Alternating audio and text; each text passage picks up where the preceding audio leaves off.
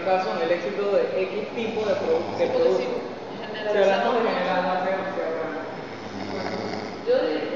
Puede ser ropa, puede ser comida, puede ser sugeriría como un producto, o sea, el fracaso, por ejemplo, de la agencia, o sea, algo así, ya de ese caso.